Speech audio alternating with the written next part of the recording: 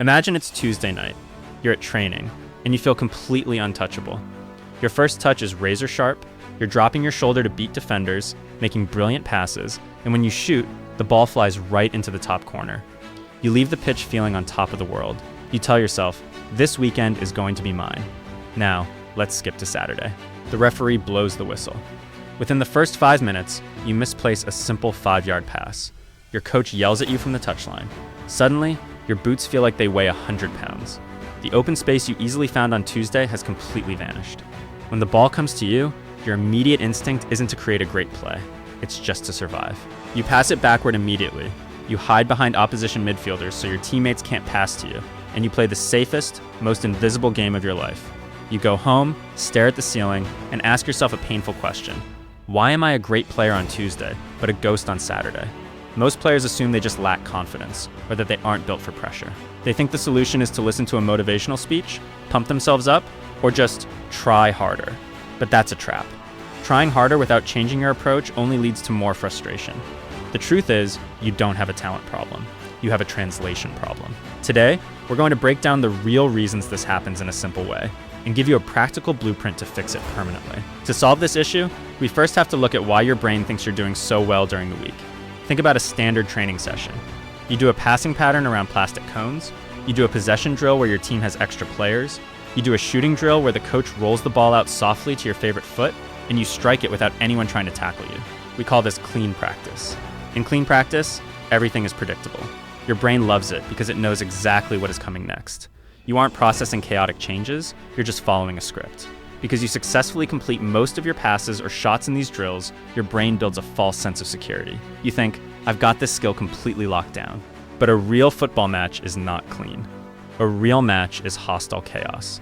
When a central midfielder receives the ball in a real match, they don't have a coach gently rolling it to them. They have an aggressive defender sprinting at their blind spot, a center back shouting commands, a winger making a run, and a referee blocking a passing lane. When you move from the calm, clean environment of training to the hostile chaos of a real match, your brain experiences a massive shock. It looks for the predictable script you practiced on Tuesday, realizes that script is completely useless under intense pressure, and immediately panics. You aren't playing badly because you suddenly lost your skill. You're playing badly because your skill was built for a simple environment that doesn't exist on match day. This brings us to the deeper, hidden cause of your match day drop-off: nervous system overload. During training, your brain operates in a state of comfort. Your heart rate might be high from running, but your stress levels are incredibly low. If you lose the ball in a Tuesday passing drill, you laugh it off, press to win it back, and move on. There are zero consequences. Because there is no fear, the logical part of your brain stays fully awake. You can see the whole pitch, judge distances perfectly, and make calm decisions.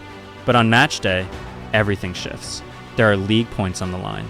There's a crowd watching. There's a coach who might bench you if you make a mistake.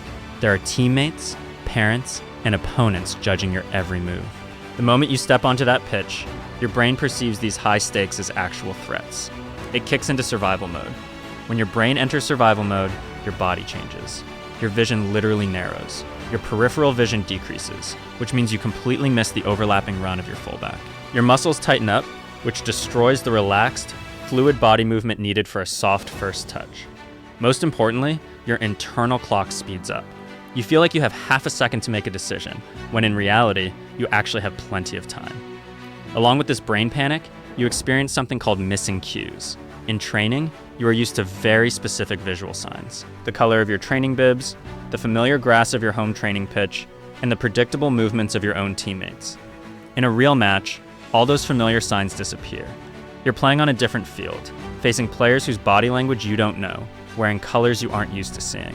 Because your brain can't find its familiar visual signs, it spends too much energy just trying to figure out what's going on around you.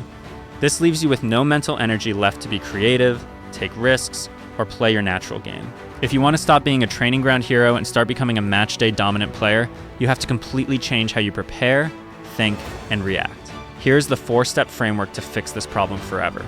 Rule 1, make your private practice messy. Most young players who want to improve go to a local field with a bag of balls and do simple drills. They set up 6 cones in a straight line, weave through them, and shoot.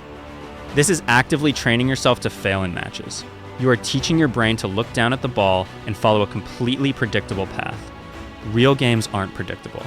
Instead, you need to add chaos to your personal practice. If you are practicing your dribbling, don't just put cones at equal distances. Mix it up. Put one cone 2 steps away, the next one 5 steps away, and another 1 step away. Make the spaces irregular. If you are practicing your passing against a wall, don't just stand there bouncing it back and forth cleanly. Force yourself to look over your shoulder every single time the ball travels back to you, and force your first touch to go in a completely random direction. You must make your practice messy. If your practice is perfectly smooth and you never make a mistake, your practice is too easy to actually help you on Saturday. Rule 2, the 5-second rule for mistakes. Watch elite players like Jude Bellingham or Luka Modric. If they misplace a pass early in a game, look at their body language. They don't drop their shoulders. They don't kick the grass. They immediately sprint to win the ball back, or they immediately demand the ball again on the next play. Average players allow their very first mistake to ruin their entire game. If you misplace a simple pass in the 3rd minute of a match, your brain instantly tells you, oh no, it's going to be a terrible game. You focus entirely on that failure, and you spend the next 10 minutes trying not to make another mistake, instead of trying to make a positive play. You play scared. You need to establish a new rule for yourself. The cost of a mistake is 0 for 5 seconds. The moment you lose the ball, you have a 5-second window where your only job is to react to the next thing happening on the pitch. You are not allowed to analyze, regret, or judge your mistake until the ball goes out of play. By separating your actions from your negative thoughts, you stop one bad touch from turning into a bad 90 minutes. Rule 3, slow down your dynamic tempo. As we discussed, when your brain panics, it tells you that you are under immediate danger. To beat this, you must consciously force yourself to play just half a second slower than your panic tells you to. When you receive the ball in midweek training, you are calm, so your body moves at a great, natural pace. In a match, you receive the ball and your brain screams, "Get rid of it right now!" The next time you receive the ball in a tight space during a real match, deliberately take an extra small touch, or hold your body shape for a split second longer to see what the defender does. When you show your brain that you can hold the ball for an extra second without getting tackled, you instantly break the panic loop. You prove to your nervous system that you are perfectly safe. Your heart rate drops, your muscles relax, and your vision opens back up.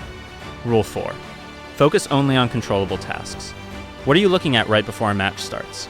Are you looking at the opposition players warming up, thinking about how big, fast, or strong they look? Are you looking at the coach, wondering if he will get mad at you? This is focusing on things you cannot control, and it creates massive anxiety. Instead, you need to anchor your mind to controllable tasks. Before you step onto the pitch, give yourself 3 highly specific, simple goals that have absolutely nothing to do with the final score, goals, or assists. Task 1. Every time our defender gets the ball, I will check my shoulder twice and find an open pocket of space. Task 2.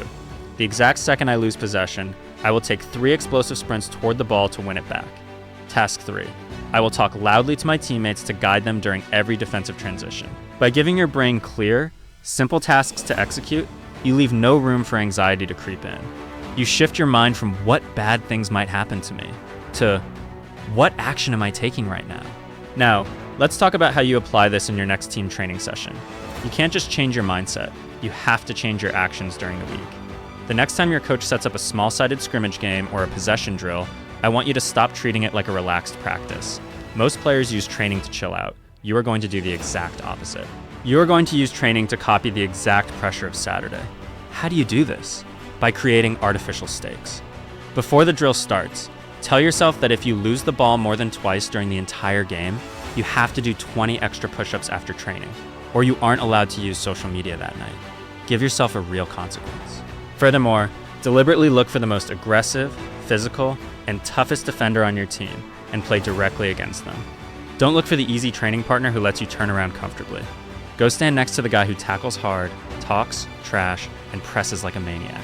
If you can learn to keep your composure, scan over your shoulders, and protect the ball while a tough teammate is suffocating your space on a cold Tuesday night, then Saturday morning will feel completely easy.